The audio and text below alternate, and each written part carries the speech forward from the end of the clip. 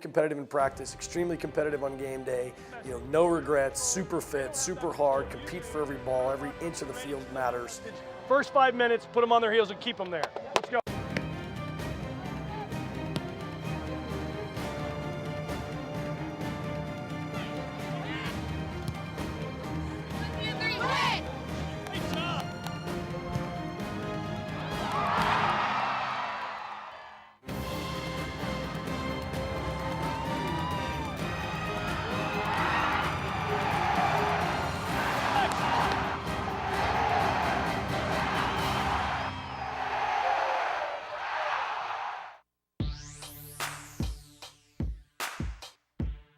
Be who it is that you are.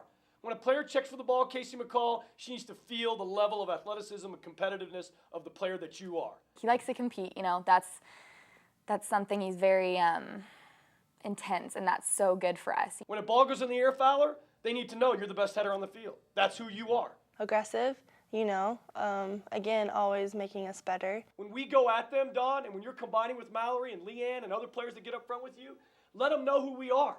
Tom is one of the best motivators. Because you just have to be you. You just have to be you. And that's your challenge today. Just be who you are. That's a pretty easy challenge to live up to, wouldn't you say? Absolutely knows how to motivate each individual. But don't be anything less than who you are, because only the sum total of all those little pieces make us the team that we can be. Certainly can inspire, I think, at any level, inspire a player to go out and play their best game. And a step towards where we want to be. He's the most inspirational, maybe, person I've ever met. You should see his pregame speeches. We just try to remind them of the things that they're good at and get them going. They're amazing, and it just makes you want to just run out there, run through that tunnel. You're almost there, but not quite. So let's make today count. Let's take care of business. Just be who you are, ladies. Be the awesome team that you are. Okay? Let's go get them. Energy's the key. It makes us a good team. His energy definitely helps us. Haley! There's so much more you can do with that. You just blindly clipped it. Run in there, take her on.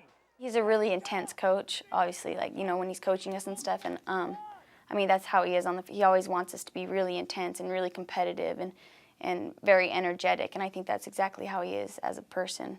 Keep it up, Fowler. A little softer there, Haley. Come on. High energy, super positive when the players do well, but not afraid to be critical when something needs to get better. Jessica! If you see the serve coming, get in the goal-scoring spot. That intensity in practice, because it rubs off on us and in games and in practice, and that's something that's helped us through and helped us get so many wins, is just his competitiveness and his leadership. Casey, great touch forward there. I would say committed. He's committed to the cause, and whatever that cause might be. On game day, he's leading the cause from the sideline from the standpoint of he is making sure we're getting the most out of our players. Tiffany, great job. Leanne, if you're that wide, just keep looking down that line. You should be able to stay on side there. Tiff, good work. Hey, Tiff, don't be afraid to fake that and just go yourself. We kind of have a philosophy here that once you've been taught it, once you've been immersed in it, once you've gone through it enough times, there's a certain level of accountability that a player has to have. There is more backwards, sideways, negative, I'm afraid to fail soccer than I've seen all year. Tom makes players accountable. Because you were playing like a team that doesn't care about the result today. We know when he's disappointed, and it's disappointment in ourselves. We feel it too. That's unacceptable. Completely unacceptable. It's up to everybody to be able to find it within themselves to come out and, get it done on the field. I need everyone who's had a bad half to wipe it off and get going, because we need you to play better. We have a rule within our team that you can have a bad practice, you can have a bad game, you can have a bad half hour where you can't even connect a pass. But during that time when you're maybe not on, there's no excuse for not defending with everything you have, tackling with everything you have, winning 50-50 balls, being a positive voice on the field, because there's no excuse for that. We've done our part, you have not done yours, and you need to do your part here. Everyone has a bad day, but there's never an excuse not to go out and compete. We cannot play for you. I cannot want you to be 7-1. You have to want it for yourself. And the best teams that I've ever coached, there's been a huge, passion, player to player, to see that player next to you succeeds, and that you're playing in such a way that you want so bad for the girl next to you to win, that you're playing for her, and she's playing for you, and it's all around the field. Now, we're going to leave you here, and you're going to sort this out on yourself. You're going to come out in a couple minutes. And at that point, we hold them accountable, but they hold each other accountable too. Our leadership does.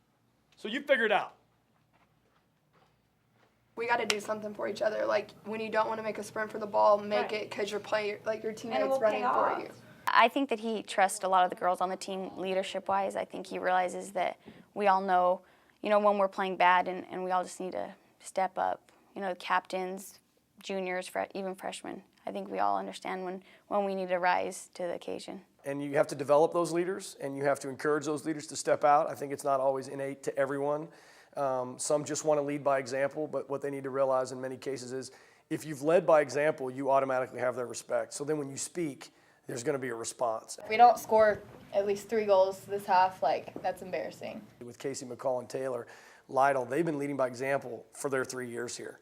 And this was their time to lead, not only in that manner on the field, but in the locker room, speak up, say something. Because when those two talk, people listen and people follow. I think that was one of the things in the spring that he wanted me to work on was my leadership skills and knowing when to approach the team and what to say to the team. And I definitely think in tough situations, he always looks to the captains, Casey and I, to help the team. When Taylor speaks, who's not going to listen to her?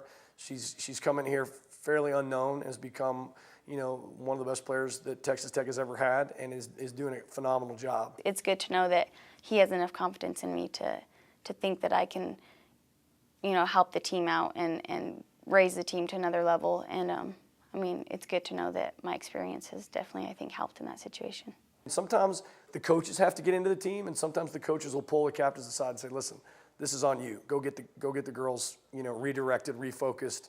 Whatever you want to call it. And so sometimes the coaches, if the leadership is good, can go to those players and say, look, you take care of this one. And so far when we've done that, they've responded really well.